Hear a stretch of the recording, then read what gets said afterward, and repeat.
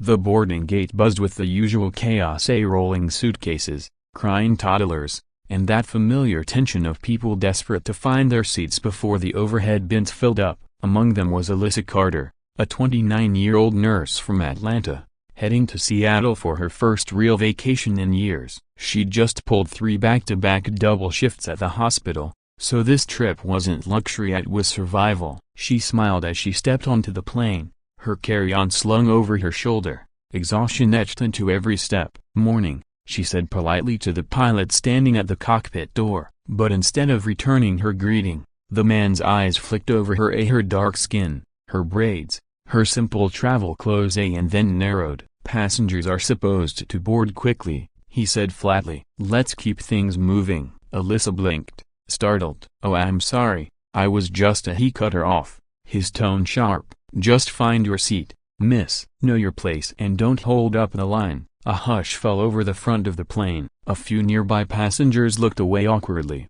pretending not to hear. Alyssa's throat tightened as she could feel every eye, every whisper of judgment that often followed her in spaces where she didn't quite belong. She wanted to respond, to call him out, but years of biting her tongue told her it wouldn't matter. So she just nodded and walked to her seat in silence. But fate, as it often does, had other plans. 10 minutes after takeoff, turbulence hit hard, coffee splashed, oxygen masks dropped for a split second, and the plane shuddered violently. People gasped and clutched their armrests. Over the intercom, the same pilot's voice cracked slightly as he instructed everyone to stay seated. Alyssa tried to calm herself. She'd flown before, she knew turbulence wasn't unusual. But something in the pilot's voice didn't sound right. It wasn't just the bumps, there was panic. Then the smell hit, faint at first, but unmistakable. Smoke. A murmur rippled through the cabin. Flight attendants rushed toward the cockpit,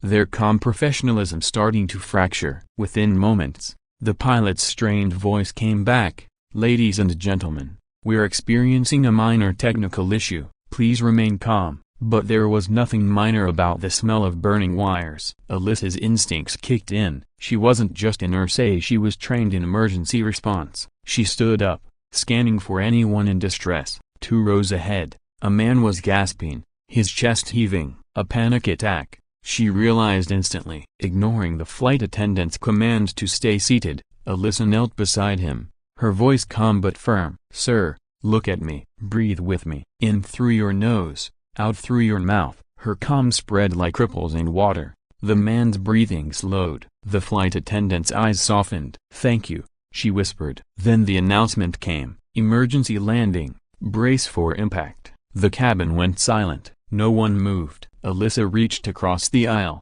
grabbed the hand of a terrified teenager, and said, "You'll be fine. Just do exactly what they say." Minutes later, the plane jolted violently as it hit the runway. The tires screeched, oxygen masks swung, and people screamed. But somehow, they stopped safe. The smell of smoke still hung in the air, but the worst was over. Cheers and tears filled the cabin, but Alyssa's relief was short-lived as she noticed one of the flight attendants trying to help the co-pilot, who had collapsed in the cockpit doorway, coughing uncontrollably. Without hesitation, Alyssa rushed forward. "I'm a nurse," she called out. The crew stepped aside. She knelt beside the man, checking his pulse, his breathing shallow but steady. She pulled his collar open, helped him lean forward, and guided his breathing. "Stay with me," she said gently. When paramedics finally arrived, they took over. The cabin erupted in applause as they escorted the injured crew out alive. Later, as passengers disembarked,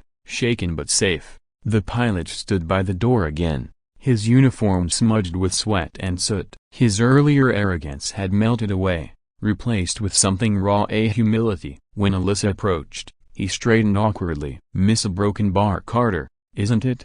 he said quietly. His voice trembled. "Yeah, Broken Bar owe you an apology, and probably a lot more than that." She just looked at him, tired but composed. "You don't owe me anything," she said softly. "Just remember this the next time you tell someone to know their place.